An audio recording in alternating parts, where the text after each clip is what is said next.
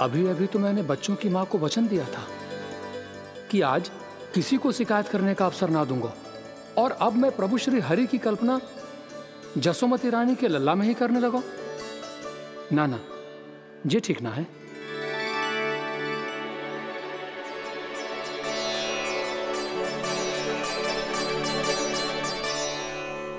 ठीक ही तो है, बिल्कुल सही पहचाना है आपने। बड़े तो बड़े, अब तो बालक भी हमारा उपहास उड़ाने लगे। मैं आपका उपहास नहीं उड़ाने आया, मैं तो आपके एकादशी के व्रत को पूरा कराने आया हूँ।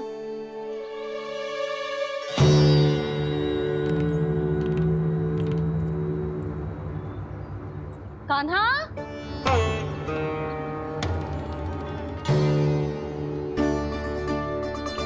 तो ये रे आपकी छड़ी और ये रे मेरी पीठ। सेक देना तापड़ तोड़। आज तो इसकी पीठ सेक के रहूंगी मैं। मैया घर पे भूखी मुझे ढूंढ रही होगी। लो आज द्वादशी के दिन पहले प्रहर में भोजन करके अपना एकादशी का व्रत पूरा करो आप। धन्यवाद राजकुमार, पर अभी हमें भूख नहीं है। बहुत सारा काम पड़ा है, और अभी थोड़ी ही देर में शंकरी बहन भी अपनी मटकी लेने आती होंगी।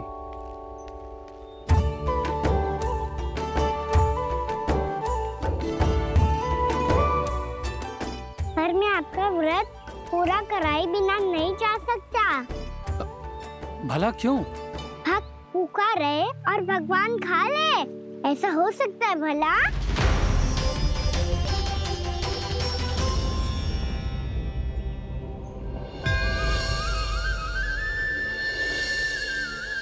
ये कैसा भ्रम हो रहा है मुझे लगता है अपना काम करना चाहिए। द्वादशी के पहले प्रहर में व्रत पूरा करना बहुत आवश्यक होता है, ना तो एकादशी का व्रत भी पूरा ना मानो जातो। इतनी सारी ज्ञान की बातें तुम्हें कैसे पता है लल्ला?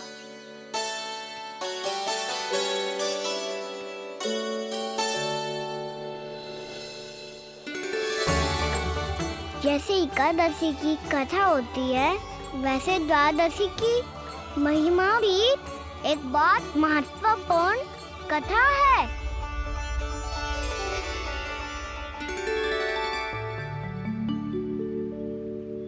कैसी कथा?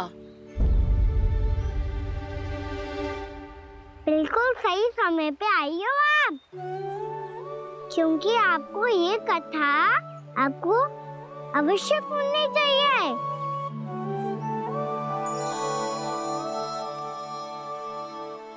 मुझे क्यों? पहले सुन तो लियो, फिर स्वयं ही पता चल जाएगा। बहुत समय पहले एक राजा हुआ करते थे, राजा अम्बरीश। भगवान श्री हरि के बहुत बड़े भक्त थे। ओम नमो नारायणाय। ओम नमो नारायणाय।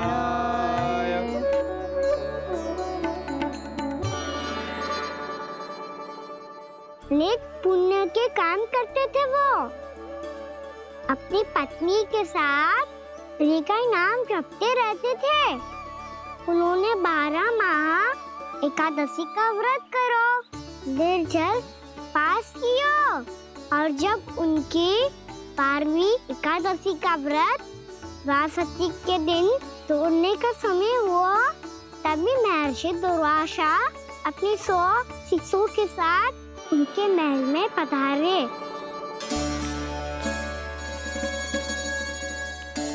प्रणाम स्वीकार करें महर्षि।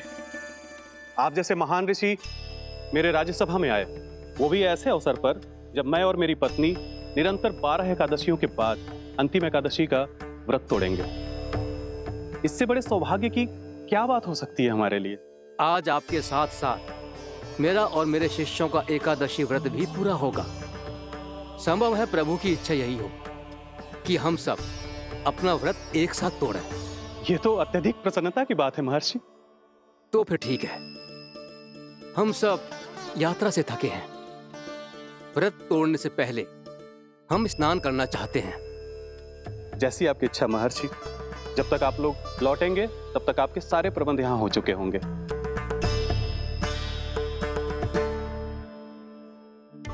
महर्षि दुर्वासा स्नान करने गए थे, पर उन्हें लौटने में विलंब हो रहा था और इधर द्वादशी पर व्रत पूरा करने का मुहूर्त बीता जा रहा था। महाराज अम्बरीश बड़ी विरगता के साथ महर्षि दुर्वासा के लौटने की प्रतीक्षा कर रहे थे। महाराज, व्रत तोड़ने का मुहूर्त बीता जा रहा है। बस कुछ ही समय बचा है। महर्षि और उनके शिष्यों को लौटने में न जाने कितना समय लग जाएगा। मेरा सुझाव है कि आप मुहूर्त समाप्त होने से पहले व्रत अवश्य तोड़ लें। गुरुदेव, हमने महर्षि दुर्वासा को वचन दिया है कि जब तक वो लौटेंगे नहीं तब तक हम व्रत नहीं तोड़ेंगे। इसीलिए मैं उनका लौटने के बाद ही भोजन ग्रहण करूंगा। पर महाराज, मुहूर्त यदि बीत गया और समय रहते हो नहीं आए तो महाराज आपका व्रत पूरा नहीं होगा। महाराज, आपको उसका फल नहीं मिलेगा। महाराज, 12 एकादशियों का व्रत व्यर्थ चला जाएगा। किंतु गुरुदेव, यदि मैंने भोजन कर लिया तो ये तो अतिथियों का अपमान होगा। आप उचित कह रहे हैं महाराज। भोजन के लिए उनकी प्रतीक्षा अवश्य कीजिए महाराज। पर मुहूर्त रहते हुए एक तुलसी का पत्ता और जल ग्रहण कर लीजिए। इससे आपका व्रत भी पूरा हो जाएगा और अतिथि का मान भी रह जाएगा। आपका सुझाव अच्छा है गुरुदेव।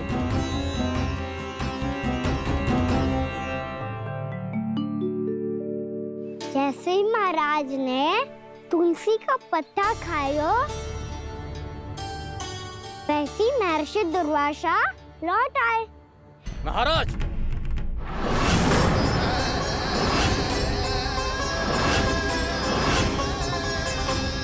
महाराज को उपास तोड़ते देखते बहुत क्रोधित हो गए।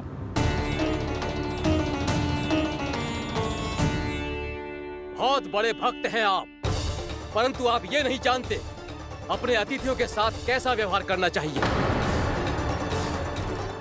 आपने हमें साथ भोजन करने का वचन दिया था, पर अपना व्रत क्यों तोड़ा आपने? महर्षि, मैंने भोजन नहीं ग्रहण किया। कहीं मुहूर्त न निकल जाए इस कारण मैंने एक तुलसी का पत्ता ग्रहण कर लिया। 56 भोग खाया हो या एक पत्ता, अपना व्रत तोड़कर अतिथियों का अपमान किया है, मेरा अपमान किया है। अब आपको दंड भोगना होगा ताकि आप सीख पाएं कि अतिथियों के साथ कैसा व्यवहार होना चाहिए। महर्षि, आप जो भी दंड मुझे देंगे मुझे स्वीकार है, किंतु आप क्रोधित मत होइए। क्रोध का कारण आपने दिया है महाराज। एक महर्षि का अपमान करके राक्षसी प्रवृत्ति का परिचय दिया है आपने। इसीलिए अब एक राक्षसी आपको दंड देगी।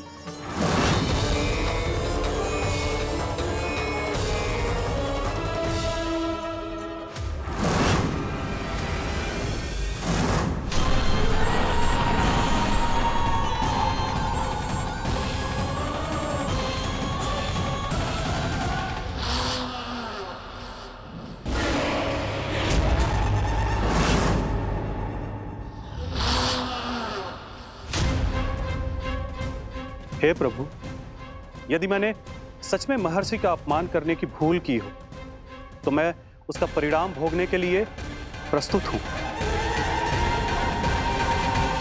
ओम नमो नारायणाय, ओम नमो नारायणाय नमः। महर्षि दुर्वासा को यह आभास ही नहीं था कि महाराज अम्बरीश ने उनका अपमान नहीं किया था। फिर भी उसे अपमान मान के वो श्री नारायण के भक्त पे संदेह कर रहे थे। मैंने भी तो भोला राम की भक्ति पे संदेह किया था।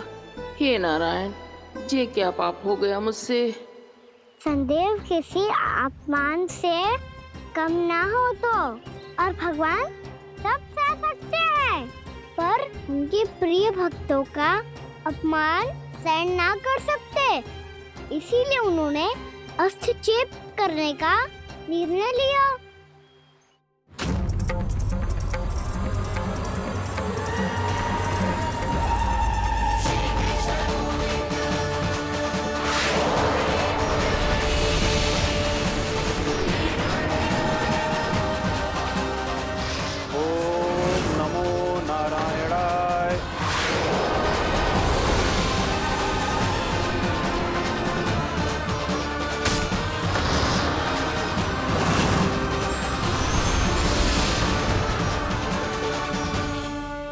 और फिर भगवान का भूत सुदर्शन चक्र महर्षि दुर्वासा के पीछे पड़ गया। ये चक्र तो मेरी ओर बढ़ रहा है। ओम नमो नारायणाय। ये कैसे संभव हो सकता है? कोई रोको इसे, कोई रोको इसे।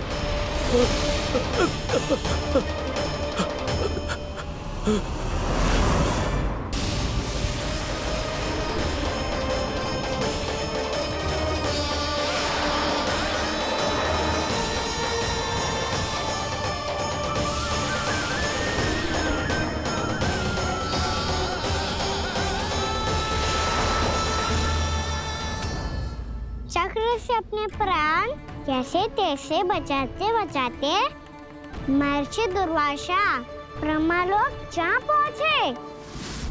ब्रह्मदेव रक्षा कीजिए, ब्रह्मदेव सहायता कीजिए, मुझे बचाइए ब्रह्मदेव, रक्षा कीजिए। ये सुदर्शन चक्र मेरे प्राणों के पीछे पड़ गया है, मुझे बचाइए ब्रह्मदेव, मुझे बचाइए। महर्षि, मैं चाहकर भी आपकी सहायता नहीं कर सकता।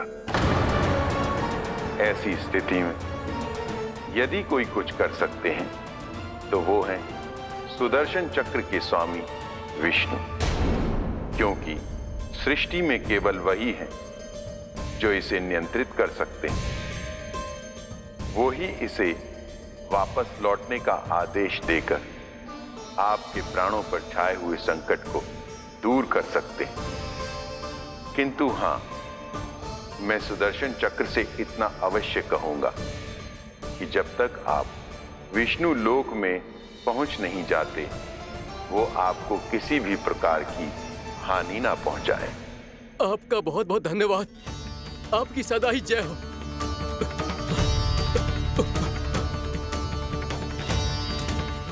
फिर क्या था? भागते भागते महर्षि दुर्वासा सीधे भगवान श्री हरि के शरण में बैकुंठ पहुंच गए। त्राहिमाम प्रभु, त्राहिमाम, मुझे बचाइए, मेरी सहायता कीजिए प्रभु, मेरी सहायता कीजिए। मैं आपके इस चक्र और ऊर्जा से नहीं भाग सकता प्रभु, कृपया करके अपने सुदर्शन को रोकिए, इसे वापस लीजिए प्रभु। यह असंभव है महर्षि। एक बार सुदर्शन चक्र मेरे हाथों से छूट जाए तो अपना उद्देश्य पूरा किए बिना, मेरे भक्तों की रक्षा किए बिना वापस नहीं लौटता। कोई तो उपाय होगा प्रभु, कृपया करके मेरे प्राण बचाइए प्रभु। मैं सुदर्शन की ऊर्जा से जलकर भस्म नहीं होना चाहता प्रभु। आप जो कहेंगे मैं करूंगा प्रभु, मेरी सहायता कीजिए प्रभु, मेरी सहायता कीजिए। नहीं लगता कि आप वो कर पाएंगे। मैं अवश्य करूंगा, मैं अपनी प्राण रक्षा के लिए कुछ भी करूंगा प्रभु। आपने मेरे भक्त राजा अम्बरीश को भक्ति का कर्तव्य निभाने के लिए अपमानित और दंडित किया है महर्षि, पर भक्त की रक्षा करना भगवान का कर्तव्य है। इसलिए यदि आप भक्त राजा अम्बरीश के पास जाकर क्षमा याचना करें और यदि वो आपको क्षमा कर दे तो ही ये चक्र आपके प्राण लिए बिना लौट सकता है। अन्यथा आप तो जानते हैं महर्षि, मेरे भक्त का अपमान मेरा अपमान। भक्त का अपमान भगवान के अपमान से कम ना हो तो है। महर्षि दुर्वासा को भी ये बात समझ आई और फिर उन्होंने महाराज अम्बरीश से क्षमा याचना की।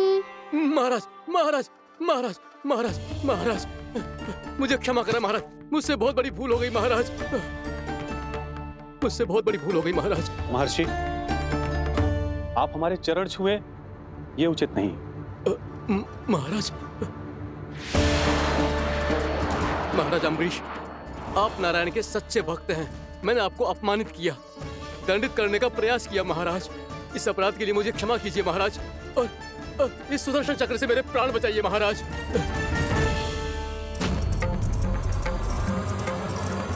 हे महान सुदर्शन, यदि महर्षि के लिए मेरे हृदय में अभी भी वही सम्मान और प्रेम हो जो इनके प्रथम आगमन पे था, तो कृपया आप अपने धाम वापस लौट जाइए।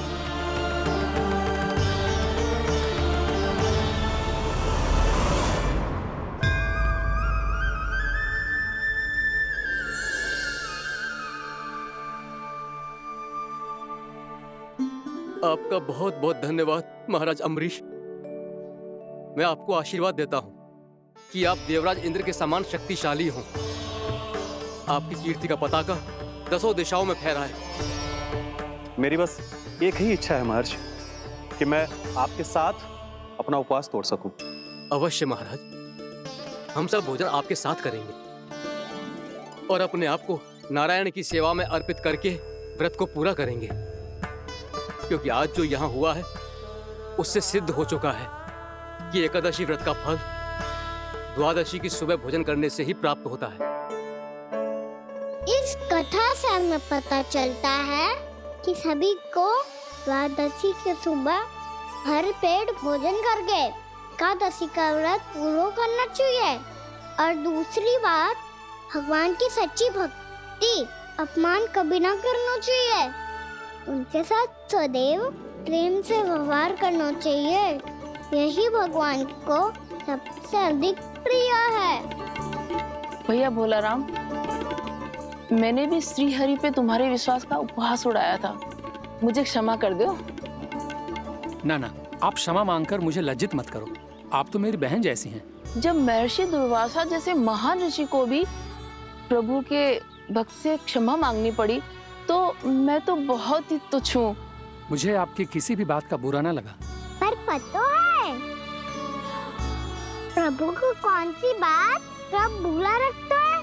कौन सी बात? जब उनका भक्त भूखा रहे, हमें भी अपना व्रत पूरा ना करे। और जैसा कि आप सभी ने अभी कथा से सीखो है, एकादशी के व्रत को द्वादशी की सुबह अवश्य पूरा करना चाहिए। अब आप जाओ, अपना व्रत पूरा करो।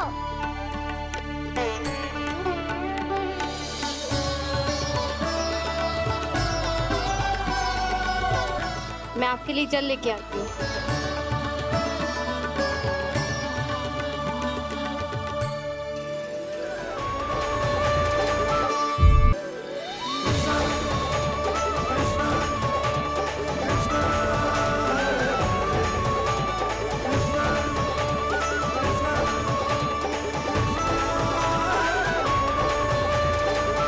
लो खाओ।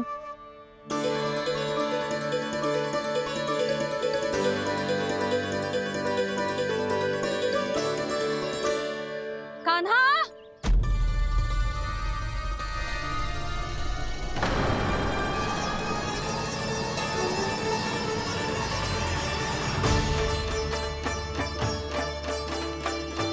बोलो काका, सिगरेट छुपा लो मुझे, मैया आ रही है, बहुत क्रोध में लगती है।